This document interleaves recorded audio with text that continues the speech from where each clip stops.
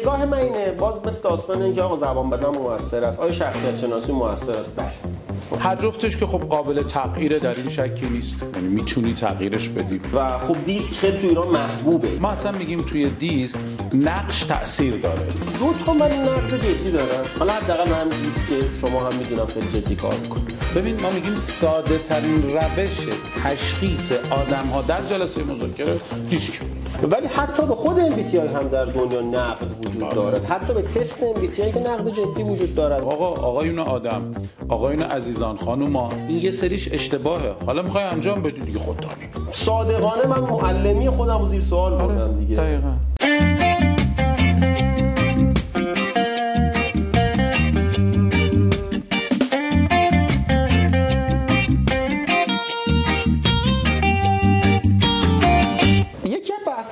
خیلی قدیم داغ بود ولی احساسم اینه که خیلی هیجانی آموزش داده شده. بحث شخصیت شناسی و این داستانا بود. به دیسک که انشالله نمیخوای گریزی بزنی و مخالفت کنی. نقب‌هایی میخوام بر دیسک بزنم. خب بگو.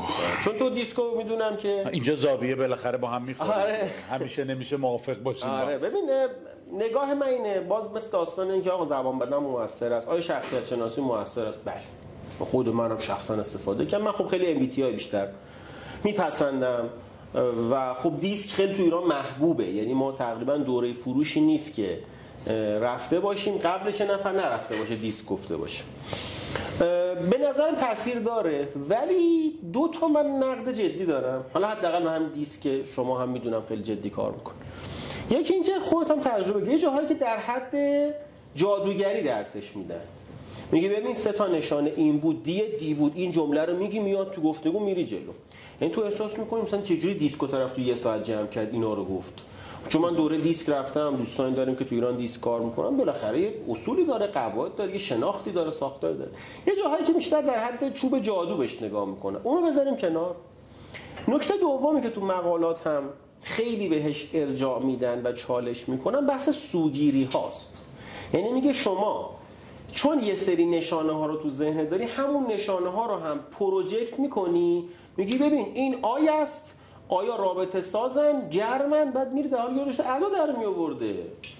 با این دو تا نقد میخوام نظر تو رو بدونم درباره نقش حالا شخصیت شناسی و البته مدل دیسک رفتار شناسیه در مذاکره و اون حالا اینجوری بگم خرافات ها و واقعیت هاش. خیلی خوشحالم از دستت که اینجوری رفتی جلو. یعنی یه جوری با یکی از مقالطات خیلی خوشگل پیشوندی، مقالطات خفیفی انجام دادی، دقت کردم. یه عمری مقالطه. آره دقت کردم به این قضیه. رفتی سراغش، بعد یه گریزی زدی، مقالطات نرم. آره مقالطات نرم. آره بعد با دو تا نقد آوردی جلو. ببین دیسک رو من با اون شرایطی که میگید یا زبان بدنه و یا اینکه با سه تا آیتم توش پیدا بکن و اینو انجام بدی، نه. دیسک رو به این نوع دیگه ای بهش نگاه می‌کنم. اول همونطور که گفتی رفتار شناسیه، یعنی فاز بیرونی یک اتفاق، بروز اون MBTI درون و شخصیته. هر جفتش که خب قابل تغییره، در این شکی نیست، یعنی میتونی تغییرش بدی. البته شخصیت خیلی کمتر تو برخی مدل ها اینه که میگن شخصیت تا یک سنی ساخته میشه ولی مهارت رو میتونه بیاموزه. من درونگرا مهارت های ارتباط و برونگرایی میتونم بیاموزم و میتونی اون رفتاره رو تغییرش بدی. بروزش بدی. یعنی توی دیسک شما، چون اگر اشتباه نکنم میگید یه رفتار غالب، یه رفتار پیش‌فرض، یک رفتار انتخاب شده در محیط. دقیقاً. ما اصلا میگیم توی دیسک نقش تأثیر داره. یعنی اگر شما الان فرض کن توی این نقش هستی، اینجا تو نقش حالا این فضا قرار گرفتیم، میزبان، کارشناس، چی هستیم، اینجا قصه‌مون فرق میکنه. اما اگر بیایم توی فضای مثلا بریم بیرون با هم گپ بزنیم، نقش تغییر میکنه، قطعا رفتار شما تغییر میکنه. یا هم مثال خیلی جدیش که میگیم آقا یک طرف پشت میز نقش مدیره، اینو یه جوری بیارش این برای میز بشینه، گارده میاد گارده بیاد پایین، یا ببرش توی رستوران گارده میاد پایین، یا به قول امریکایی‌ها میگن آقا کسی رو میخوای عاشقش بشی، عاشقت بشه و تمام ببرش زمین گلف باش بازی کن. این بازیه هست. میگه آقا اونجا نقشه تغییر میکنه. اما با این دید که سه تا آیتم من تو شما دیدم، امر مشتبه هست که شما دی هستی و من باید از قوانین دی استفاده کنم، اگر من دی رو بدونم، دیسک رو بشناسم، چجوری میخوای واقعا حرفه‌ای باشم روش، چجوری میخوای تشخیص بدی؟ من در لحظه دی میتونم باشم، آی میتونم باشم، ادای سی هم در میارم، ادای سی هم در میارم، اس هم هستم. چجوری میخوای تشخیص بدی؟ تمام که من درونگرا شاید انقدر قشنگ و سخنورانه صحبت بکنم تو بگی این قطعا برونگرا. یه برونگرا، یه آی. نمونه بارزش حالا آقای ریوندی. آره. نمونه بارزش آقا معلم. محمد رضا شعبانعلی سوپر درونگرا. سوپر درونگرای عجیب غریب. چقدر اسمش آوردیم، دوستش دارم. آره. از همین دوربین میخوام بهش بگم که خیلی دوستش دارم. جاش خالی، جاش واقعا. آموزش. آره. و خودش میگه چیزی دیگه نداره. متمم هست دیگه. آره، اون داره کار خودش رو انجام میده و داره رسالتش رو انجام میده. و هنوزم یکی از بهترین دوره‌های رایگان مذاکره همون دوره 60 ساعته مکتب خونه است. دقیقاً. واقعا آموزنده. اگر کسی درکش کنه، وقت بذاره و مطالعه و تمرین کنه، بذاره و اون اصلا یه چیز عجیب غریبه. من معمولا دوره ها رو خیلی دوره تند گوش میدم. این دوره رو با دوره کندم گوش میدی، مثلا نمیرسی بنویسی. هم خودش تند حرف میزنه، هم تو هر لحظه‌ای داره 3000 تا نکته میگه. کلی هم کتاب. آره، تو 500 تا که مثلا یه 2 ساعتش تا سولوش 18 صفحه نوشته بودم، مثلا 15 هم کتاب بود. آدم خیلی عجیبیه و من دوستش دارم. خداحافظ. پس ممکنه من بروز بیرونی مثلا تو فکر کنی برونگرا، ولی من درونگرا. زنده باد. اما یه سری قالب هایی داریم، من میگم قوت قالب. خب ما یه طیفیم دیگه، من میتونم دی باشم، آی باشم، اس باشم، سی باشم، حالا یه ذره بالا یه ذره پایین. این اون کدگذاری هایی که آره ترکیبه اینا هست. ولی من همیشه باز چیزی که رو دیسک میگم اقلا من چرا دیدم و یه سری چیزها رو توش نگاه میکنم، تو این مثلا مدل نگاهت شبیه این آدم است که داره میگه این دیه، این مدلی نگاه میکنه، پس من اگر آقای مجیدی رو دیدم با این دیالوگی شبیه این نشسته بود، یه ذره رو دی میزنم براش. اوکی، یه ذره بیسم رو دی میذارم، تفکراتم رو دی میذارم، اما حکم نمیدم. من در لحظه ببین، ما میگیم ساده ترین روش تشخیص آدم ها در جلسه مذاکره دیسک. حتی من میتونم تشخیص بدم الان کجایی، حالا گرفتم کجایی، با اون بازی نمی کنم، فعلا تو حول و حوش اون روال بازی میکنم تا ببینم کلامت چیه، یهو سر میخوری، چه دیالوگایی داری، چه حرفی داری، چه زبان بدنی، چه مدلی، چه طرز فکری. حالا قصه داره فرق میکنه، حالا شخصیتات پیدا میشه آروم آروم و رفتارت پیدا میشه آروم، اعتماد بروز میکنه تازه.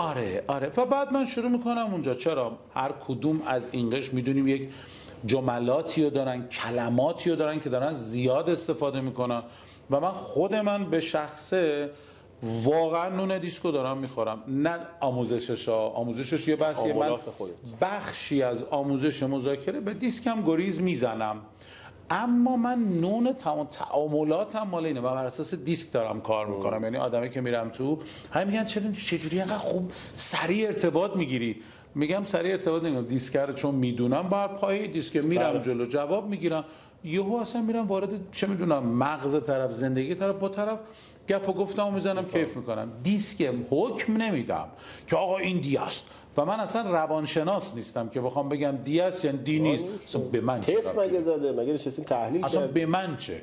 حالا باز اینم بگم، ببخشید خیلی هم میگن آقا دیسک مورد قبول نیست. بله، تو روانشناسی اصلا کلا منسوخ شده است.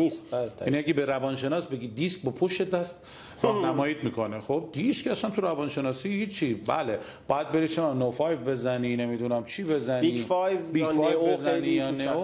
حالا این بیای فلان تا تست بزنی، بعد بچه‌ها میگن خب اونو چیکار کنیم؟ میگم اشکال نداره، به مشتری ببر اینو بده، یه 40 50 تا 62 تا تست اونو بده بزنه.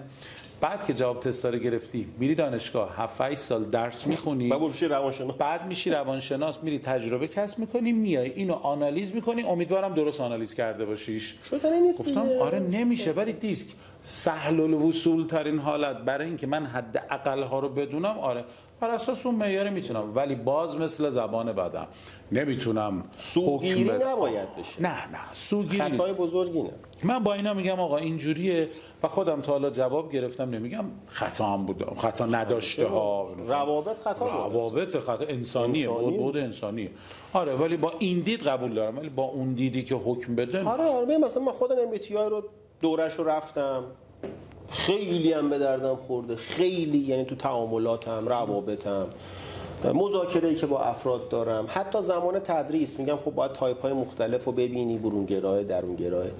ولی حتی به خود MBTI هم در دنیا نقد وجود دارد، حتی به تست MBTI که نقد جدی وجود دارد. حالا یه دلایلش اینه که بدفهمیه، چون میگن تسته، اصلا با MBTI تست نیست، مدل تعامل و روابط انسانی است. یا حتی مثلا مدلی مثل نئو که حالا تستش بسیار تست معتبری است، 260 تا سوال اگه اشتباه نکنم بودن هست، اونم یه جایی که روانشناس میخواد نیمرخ شخصیت شما اینه. حالا من تو مذاکره میتونم. پس بخوام جمع‌بندی بکنم، یعنی رو این موضوع مثل داستان زبان بدنه است. مؤثر است، میتواند تاثیر بگذارد، برای شروع ارتباط خوب است، آره. ولی اینکه تبدیل بشه به برچسب زدن، متخصص 0 تا 100 شخصیت شناسی مخاطب در مذاکره، شناخت دروغ‌های فرد دیگه، یعنی باز میشه همون خرافاتایی که دوباره میره سراغ همون خرافه و ببخشید حرفای رایگانی که بابت ببین نوندونی. ببین من میگم آقا تا زمانی که یه سری آدم مثل من ناآگاه وجود دارن، آدمی باز مثل من میام از این فرصت استفاده میکنم، میام اینا رو، حالا این که رسالت ماست، این که نمیدونم ارزش ماست، آره، که بیام عدل اینها یه سری باگ دارم آگاه سازی بکنم آدم ها رو. آقایون آدم، آقایون عزیزان، خانوما، این یه سریش اشتباهه، حالا میخوای انجام بدی دیگه خودتانی برو انجام بده، با این حالت خوبه. همین الانی که داریم اینجا حرف میزنیم قانون جذب خوبه، جواب میده، ستاره شناسی، علم نمیدونم. ما جای رفتیم یه دوستی خیلی جدی ستاره شناسی در مذاکره داشت درس میداد، میگفت وقتی قمر در عقربه در این روزهای ماه مذاکره نباید انجام بشه. الان چون مریخ داره میره سمت زهره با هم در تعامل قرار میگیرن، این و خیلی جدی داشت درس میداد اینا رو.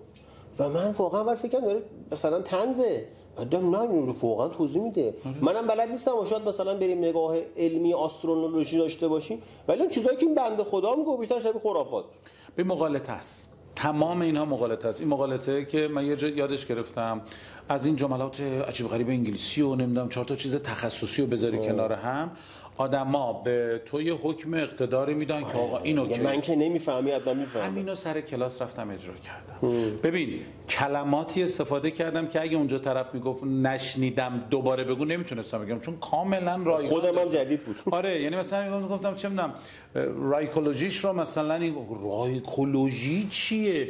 بعد مثلا در انسان ها وقتی که خون در جریان میشه تو جلسه مذاکره، ضربان قلبت وقتی به آره نه ضربان قلبت میرسه، بعد یه سری گلبولهایی هست به نام مثلا فلان کلومپلینگ.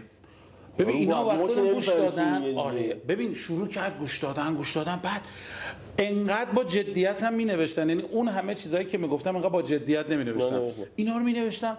بعد فهمیدم آدم‌ها وقتی چیزی نمی‌فهمن خیلی بیشتر مثل که خوشحال‌ترن، مثل اقتدار وجود داره. آره. و بعد بهشون گفتم داستان اینه، داستان از این قرار است که تو چون نمیفهمی فکر میکنی گوینده خیلی بارشه، نه اشتباه داره میگه، شاید اصلا یه همین تایید شما اونو خراب میکنه. دقیقاً زیر یه پست یکی از دوستان یه 4 تا جمله انگلیسی رو توی کار گفته بود و همه واو خیلی عالی ممنونم استاد. منم خب به هر حال آزار این کارا رفتم زدم ببخشید پوستر رو برای خود اون طرف چند نفری که اینو واو چه زیبا گفتی چه فلان فرستادم. گفتم استاد اینجا چی گفته دقیقاً میشه بگید شما زیر این پست؟ من متوجه نشدم. ما متوجه نشدیم. گفتم این واو اینا چیه؟ گفتم به نظرم خیلی خوب بود. گفتم اوکی منظور استاد از این چیه بود؟ گفتم اولا کاری ندارم که داره غلط توضیح میده این تا اینجا، حالا این غلط رو با 4 تا جمله عجیب غریب و انگلیسی و زیبا و فنون بیان داره غلطش رو خوشگل میکنه و تو اینو گول داری میخوری.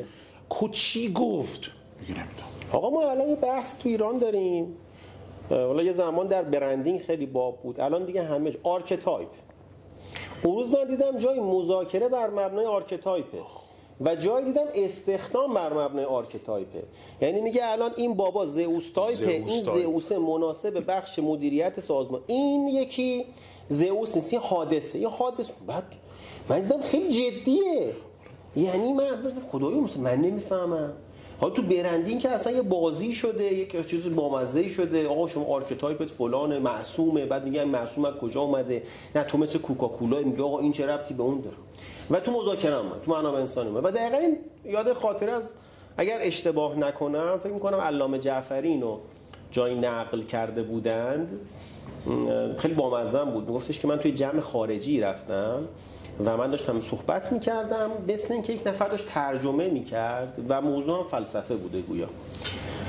میگفتش که من سری بحثو گفتم دیدم تمام مثلا سالن دارن سر تکون میدن. میگفت به زبان خودم گفتم محمد بکش بالا، سطح بحثو بردم بالا.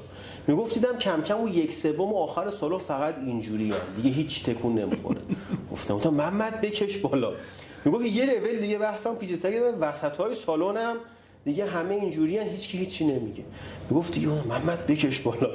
میگفت لول سومو که رفتم و شروع کردم عمیق، یه جا رسیدم نه اونا دیگه میفهمن نه خودم میفهمم دارم چی میگم که همونجا بحث سر جمع. یه جاهایی واقعا این مغالطه پیش میاد که من شروع میکنم با کلمات قلمبه سلمبه و نمیدونم اصطلاحات انگلیسیشو گفتن و اینا به مخاطب حس میدم ببین یو دونت نو، تو نمیفهمی. خب پس گوش کن. خب اوکی شاید اون لحظه یه تاثیر توپی گذاشتم ولی فردا بره صادقانه من معلمی خودم رو زیر سوال بردم دیگه. دقیقاً. و بازی همینه. من میگم این نه.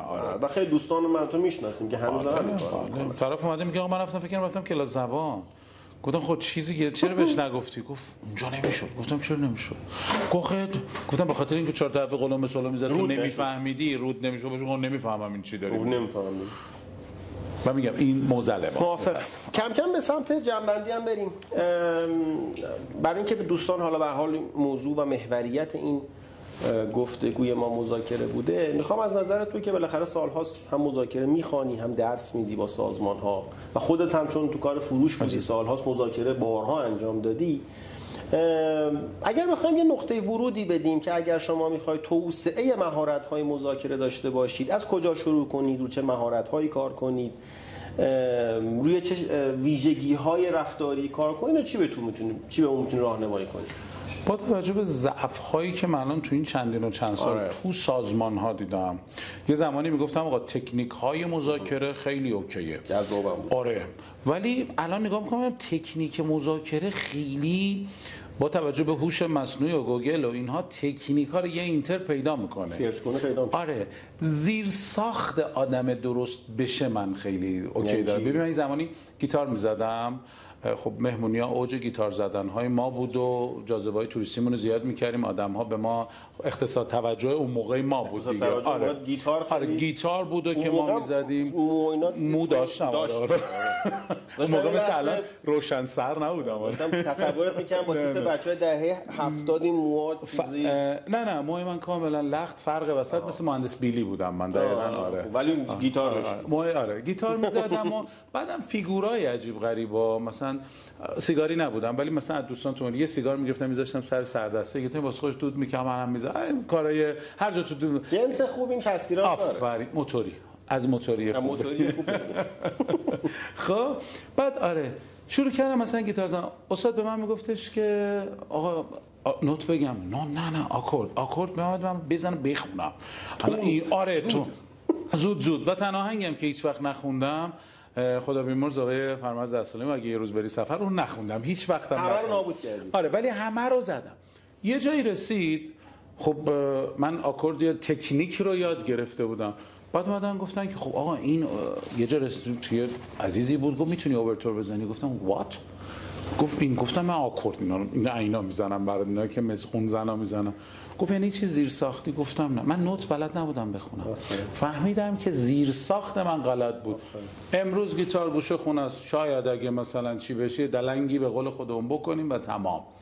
برای همین دارم میگم اگه تکنیک یاد بدم صبح یادت میره، زیر ساخت یادت بدم تا قیامت یادت میمونه.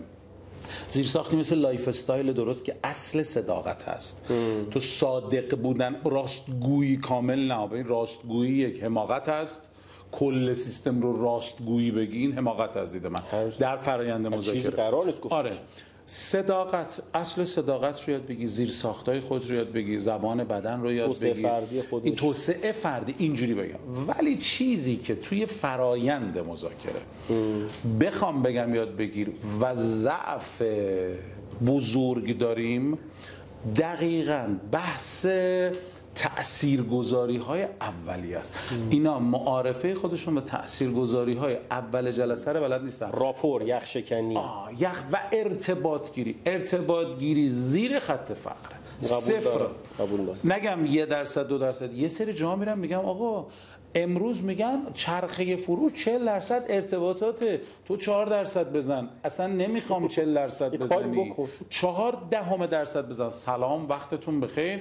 یه محصول جدید آورد، یه محصول امروز ما لانچ کردیم، خیلی خوشحال میشیم با شما همکاری. آره بتونیم همکاری کنیم.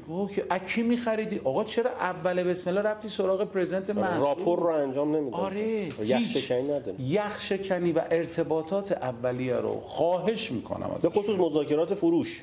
اصلا یعنی باید این باشه، نباشه. ببین یکی رفت بالای سن گفت CRM نداریم، نمیدونم هر کی CRM نداشته باشه فروش نمی.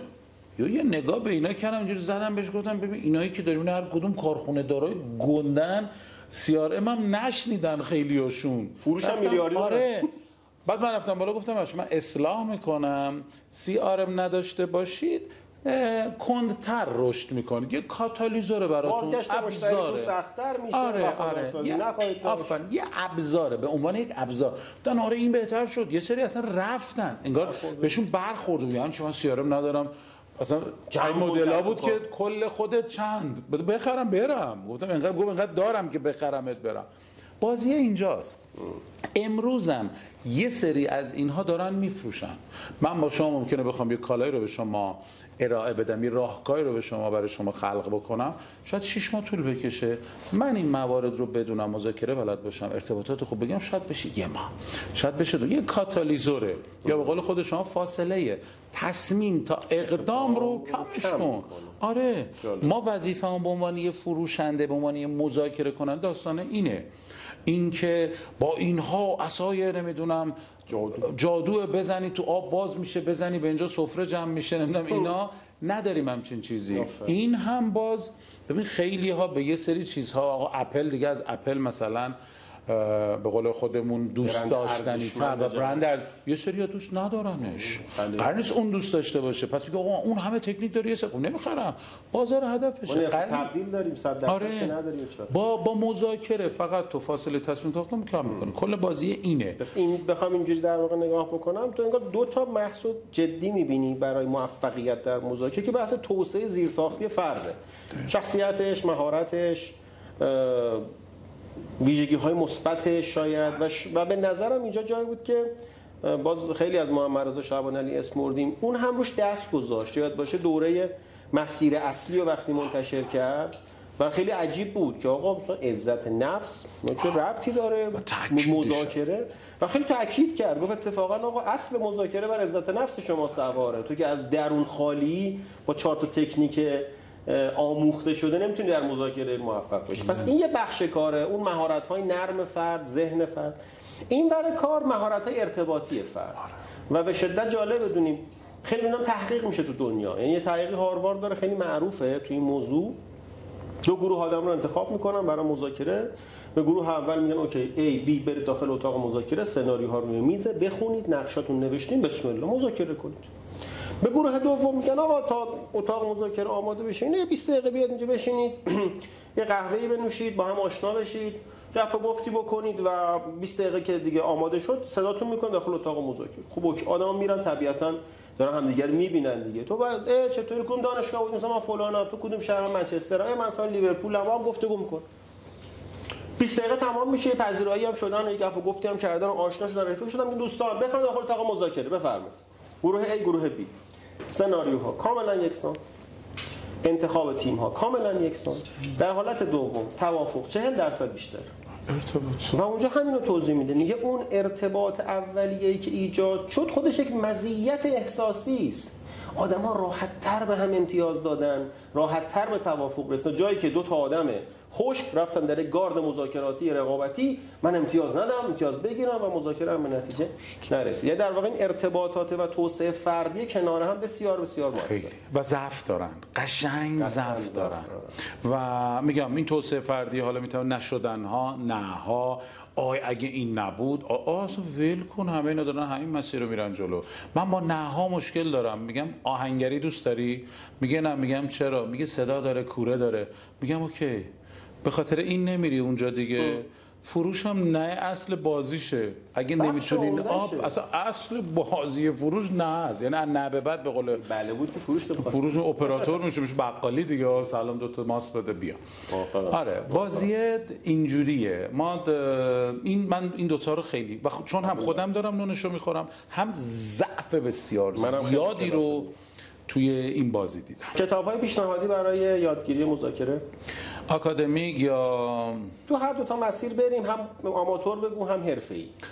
برای شروع بگو، برای پیشرفت بگو. اگر خیلی می‌خوایم دانشگاهی اصول این مدلی بریم جلو، من کتاب مقام معلم رو پیشنهاد میدم به همه. اصول فنون مذاکره، اصول فنون مذاکره آقای نصر. بله نصر یادم اومد. سه چیز اسمش هم اصول فنون مذاکره. کتاب بزرگ، حالا اون موقع روغنی بود ما داریم، الان منم یه کتاب تقریبا وزیری طور اگه اشتباه نکنم. چاپ جدیدش ندیدم. حالا چاپ جدیدمون چاپ قدیم. ولی خیلی جذاب بود. آره اون کتاب بسیار خوبیه. من خیلی دوستش داشتم. مثلا من با اون مذاکره رو به صورت علمی شروع کردم. حالا کتاب خیلی ساده، خیلی روان، نقلی، در حد آماتوری. کتاب اول خودم کپسول مذاکره است. برای شروع کتاب. آره نقلی، خیلی ساده، یعنی بگی دنبال چیز عجیب غریب میفهمن مذاکره چیست. آره خوبه. باز یه ذره اونورتر من خود آقای راجر فیشر رو خیلی دوستش دارم، اصول فنون مذاکرهش. اونم یه کتابیه که هی از باید خیلی اقتباس کنن ازش، هی بردارن. مدلش اینجوریه، تطبیق باید. آره گتینگس خوبه به نظر من، کتاب جذابیه. آره اون کتابیه که ممکنه دوستش داشته باشن. چانه زنی با شیطان یک داستانه، یه داستان یک کمپانیه و بعد شروع میشه. این داستانیه اینا خوبه، تکنیک خیلی میگه، جالبه اینا. که مثلا این کتاب ترامپو باز هنر معامله‌گری، این کتاب خوبیه. من هنر معامله‌گری مدل فکری ترامپ، ولی اصطلاحاً جنسی از مذاکره از موضع قدرت دیگه. دقیقاً آره. و کتاب‌های پروفسور من همیشه میگم به دوستان، محمد رضا یادشه دوره داشت مذاکره با شیطان که میگفت اینا رو میگم که انجام ندید، نه که انجام بدید. من به نظرم کتاب 48 قانون قدرت بخونید ولی انجام ندید. یاد بگیرید که روتون انجام دادن متوجه بشید. بسیار کتاب عجیب و واقعا استخونداریه کتاب. ولی من منتظره کتاب قشنگی. آره انشالله. شما آره اینو کتاب مذاکره 2025 لیزرمنه، کار ترجمهش تمام شد، تحویل ناشر شده. احتمال بسیار زیاد در 1404 در نمایش کتاب احتمال رونمایی بشه دیگه. آره. چون با کار چاپ و نشر و این چیزاست. اونم خیلی جذاب و جالبه که دیدگاهش هم خیلی انتقادی است و محوریت اصلی کتاب رو هم بر نقش کانتکست بر مذاکره گذاشته. میگه آقا همیشه این نقد وجود دارد، این تکنیکایی که شما میگید خوبه ولی مال ما جواب نمیده. من میخوام یه بار پاسخ بدم این مال ما یعنی چی؟ چجوری بهش بپردازیم؟ این ابعاد مؤثر بر مذاکره که میش میگید کانتکست، زمینه، شرایط چیست؟ که به نظر من کتاب دوست داشتنی بودی. کتابی هم کمتر تو ایران شناخته شد ولی تو دنیا بسیار کتاب جذابی است. پیچ انیسینگ مال اورن کلاف، توی ایران نشر آموخته به نام شاه کلید ارائه موفق ترجمهش کرد، ولی کتاب خوندی دیگه، عملا مذاکره است. آره این آدم کسی بودی که خب توی استارتاپ ها میرفته سرمایه کمک میکرد جذب سرمایه داشته باشن از غول‌های صنعت. و البته باز من میگم کتاب میخوندم یه جاهاش واقعا اجرایی نیست.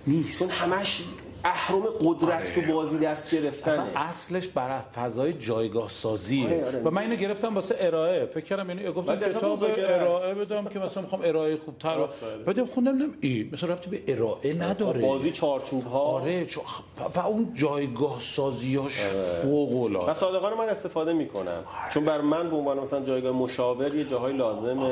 ولی تو مذاکره‌ای که ببینم طرف دست بالاتر از نظر جایگاه، احترام، قدرت، خیلی مراقبم که جنگ قدرت نشه. دیسک یاد بگیرم. دیسک یاد بگیرم. با دیا سعی می‌کنم با دیا چالش نشه. وارد چالش نشه. عزیز دلم. بسیار عالی. خیلی ممنونم از شما. محبت کردی، وقت گذاشتی. از شما هم متشکرم که ما رو دیدید یا شاید فایل صوتی این گفتگو رو بشنوید. گفتاک سلسله گفتگوهایی است با متخصصان در حوزه کسب و کار و سعی می‌کنیم بدون پرده، بدون سانسور از واقعیت‌های ابعاد مختلف کسب و کار بگیم. امیدوارم که برای شما هم مفید بوده باشه. کانال‌های ما رو در بسترهای مختلف مثل یوتیوب، آپارات، کست باکس حتما پیگیری کنید، به دوستانتون معرفی بکنید و با ما همراه باشید. سپاسگزار. خدا نگهدار.